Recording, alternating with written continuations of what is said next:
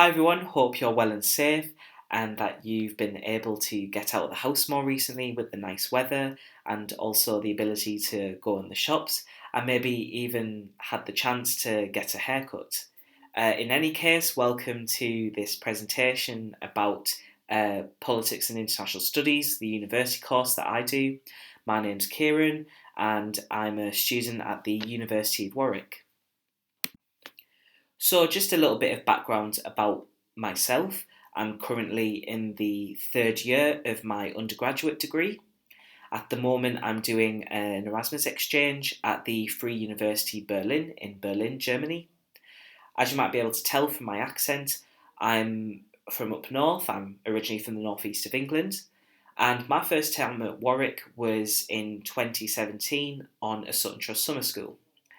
Also, during my time at Warwick so far, in my degree, I've also been a social secretary for one of the societies at the university, and at the moment, I sit on the Warwick Student Union Environmental Committee. So, essentially, as well as doing being involved in academic stuff, during a university course, you also get the chance to get involved in a lot of different extracurricular activities that you might be interested in, and you'll get the chance to look into that and to be able to participate and find out more about what other things outside of your studies you might be interested in as well. So, what exactly is politics and international studies as a degree?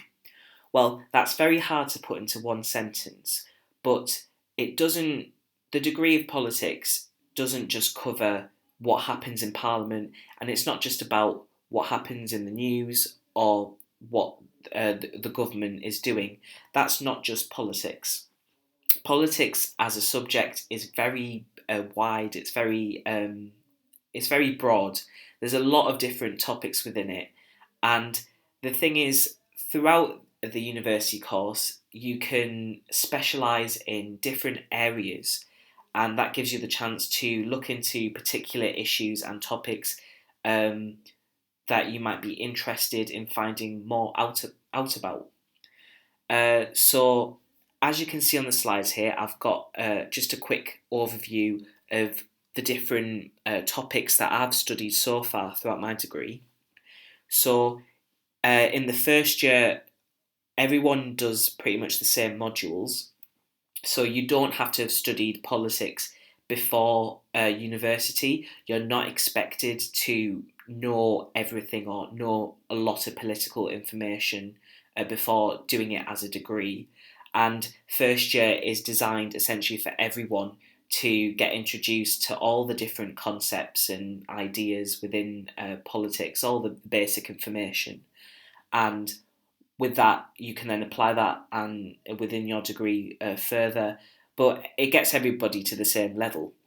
And I did Introduction to Politics, an Introduction to World Politics.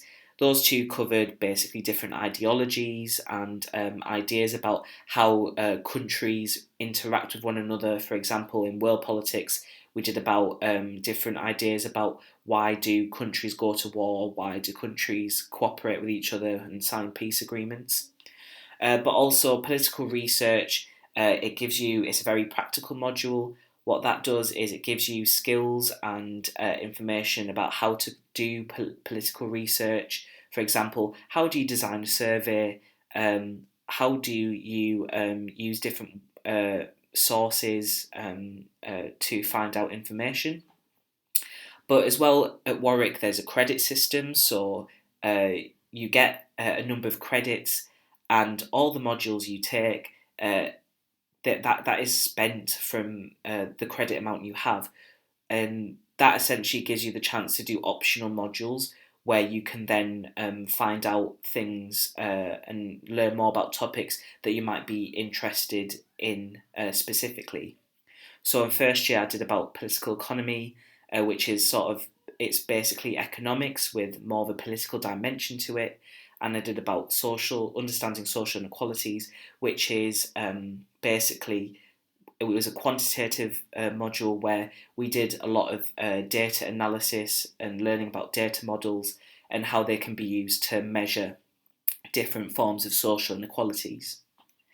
As you can see in second year, so the only compulsory module I had that year was political philosophy from Hobbes, and that was to do with Hobbes, the philosopher, and his ideas about what the state does, how much power should the state have. But within my kind of university modules, you can see that I've become increasingly focused on political economy and the European Union, as well as public policy. So those were the option modules I decided to take, and I've begun to sort of go down the route of focusing on political economy. As well as that, during my Erasmus exchange so far in Berlin, I've been able to take courses at the Free University, and I've been able to learn German as a modern foreign language.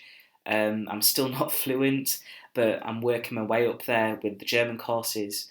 But yeah, there's a lot of flexibility there as well, and essentially throughout your degree you get to specialise more in different topics, and you get the chance really to be in control of your studies and do find out what you want to find out and study certain areas that really interest you. So it's you're not confined, I would say, in a politics and international studies course at all.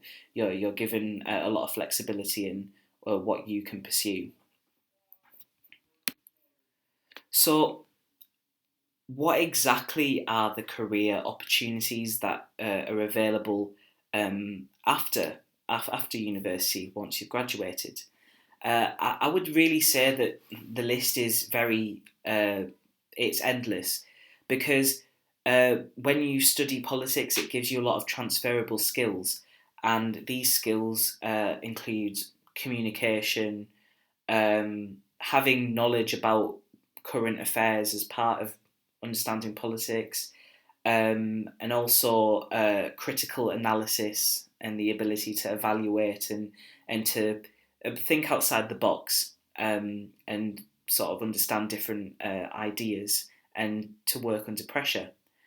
And all these transferable skills that you'll acquire through politics as a degree, and also if you've gotten involved in extracurricular activities at university, all these skills you'll get are very transferable, and you can be applied to different job roles. So with career opportunities, the ones that are usually cited for politics students afterwards are going into the civil service, for example, working in Parliament, also working in non-governmental organisations such as the United Nations. There's different charities and campaigning bodies you can go into. There's teaching. You can also transfer your skills to other sectors such as banking, finance, hospitality. I know for myself, so recently I did an internship last year in an MP's office, which is very much political, a political sort of a pathway. But from that, began to become quite interested in transport-related issues from spending my time on that internship looking at transport issues. And what that did for me was then it kind of it's now led me down a route where I'm very much more interested in looking at opportunities in the transport sector and transport planning and railways.